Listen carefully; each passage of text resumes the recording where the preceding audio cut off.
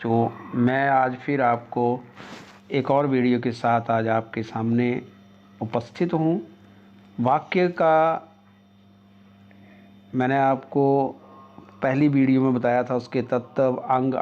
आज मेरी वाक्य के ऊपर दूसरी वीडियो है, उसमें मैं आपको वाक्य के भेदों के बारे में बताऊंगा। वाक्यों का वर्गीकरण करने के लिए या वाक्यों को विभाजित करते हुए हम उसको दो भागों में बांट सकते हैं।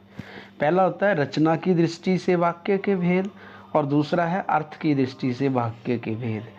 अब बच्चे, जो पहला है रचना की दृष्टि से वाक्य के भेद, उसमें उसके 3 पार्ट्स होते हैं, उनको 3 भागों में बांटा जाता है। पहला है सरल वाक्य, दूसरा संयुक्त और तीसरा है मिश्रित वाक्य। Simple, compound sentences and complex sentences, ये 3 पार्ट्स होते हैं रचना की दृष्टि से। अब इसका मैं आपको विस्तार से बताऊंगा। जिन वाक्यों में एक मुख्य क्रिया हो उन्हें सरल वाक्य कहते हैं। ठीक है बच्चों, जिन वाक्यों में एक मुख्य क्रिया हो उसे सरल वाक्य कहते हैं। जैसे भोजन से ऊर्जा मिलती है, पानी बरस रहा है, तो ये क्या है? सिंपल वाक्य है, सरल वाक्य है। अब दूसरा है संयुक्त वाक्य। दो या दो से अधिक साधारण वाक्य जब समानता के आधार पर समुच्चय बोध से जुड़ते हैं तो ऐसा लगता है, ऐसा वाक्य संयुक्त वाक्य कहलाता है। ठीक है बच्चों, जैसे राहुल गया और दिनेश आया, ठीक है ना, ये संयुक्त। ठीक है बच्चे। अब तीसरा है मिश्रित वाक्य, कॉम्प्लेक्स सेंटेंसेस। जिस वाक्य में एक मुख्य उपवाक्य तथा शेष आश्रित उपवाक्य हों उसे हम क्या कहते हैं? मिश्रित वाक्य। जैसे मालूम होता है कि आज आंधी आएगी, तो ये क्या है? मिश्रित वाक्य। अब दूसरा वाक्य का भेद जो है वो है अर्थ की दृष्टि से वाक्य के भेद। अब जो अर्थ की दृष्टि से वाक्य के भेद हैं उसके 8 आगे उपभेद होते हैं। पहला है विधानवाचक वाक्य। जिन वाक्यों में क्रिया के करने या होने का सामान्य कथन हो उन्हें विधानवाचक वाक्य कहते हैं। जैसे जनता ने मंत्री जी का स्वागत किया, सूर्य हमें गर्मी देता है, ये सारे बच्चे दो जो मैंने उदाहरण बताए ये विधानवाचक वाक्य हैं। जैसे अफर्मेटिव सेंटेंसेस, ये हो गया फर्स्ट बच्चे अर्थ की दृष्टि से वाक्य के। अब दूसरा है इसका निषेधवाचक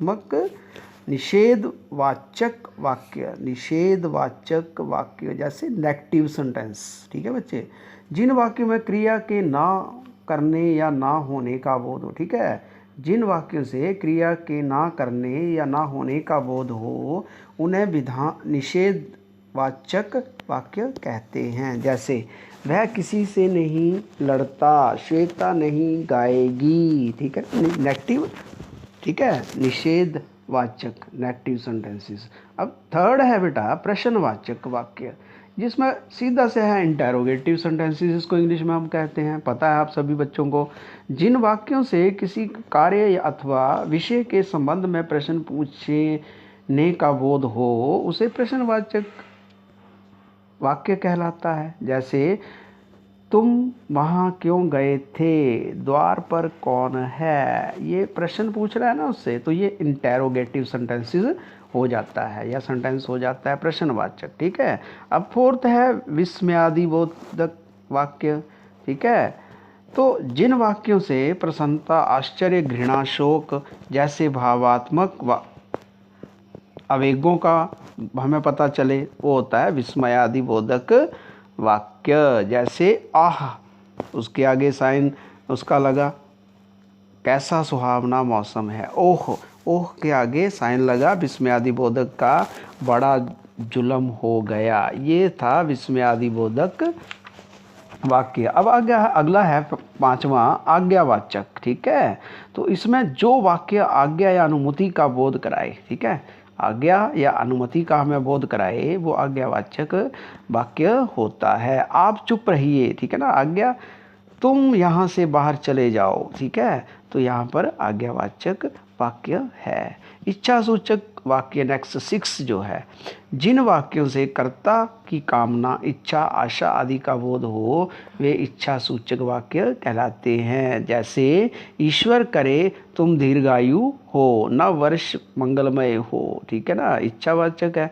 तो ये इसमें इच्छावाचक सेंटेंसेस की ये परिभाषा है। नेक्स्ट 7th है संदेहवाचक सेंटेंसेस या वाक्य, जिन वाक्यों से कार्य करने या होने का संदेह हो वह संदेहवाचक वाक्य कहलाते हैं।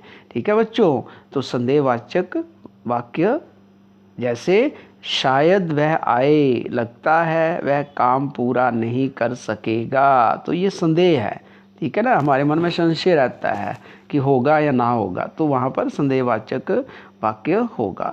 लास्ट है इसका बेटा, वाक्य के भेद का संकेतवाचक वाक्य, जिन वाक्यों से एक क्रिया के दूसरी क्रिया पर निर्भर होने का बोध हो उसे संकेतवाचक वाक्य कहते हैं। जैसे तुम आओगी तभी मैं वहाँ जा सकूँगा। दूसरा है रात होगी तो सारे तारे आसमान में निकलेंगे। ये संकेतवाचक वाक्य है। तो मैंने बच्चों आपको बताया वाक्य के भेद, 2 तरह का उसने वर्गीकरण किया है वाक्यों का। एक है रचना की दृष्टि से वाक्य के भेद और दूसरा है अर्थ की दृष्टि से वाक्य के भेद।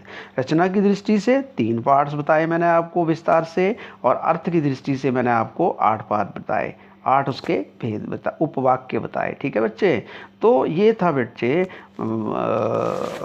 वाक्य के बारे में मैंने आपको, ये दूसरी मेरी वीडियो थी। तो मुझे उम्मीद है कि अब आपको सेंटेंसेस बनाने में कोई प्रॉब्लम नहीं आएगी, वाक्य बनाने में कोई प्रॉब्लम नहीं आएगी, और आप आसानी से अपना ये जो प्रश्न होगा उसको कर पाओगे। धन्यवाद। मेरी इस वीडियो को शेयर और लाइक अवश्य करें।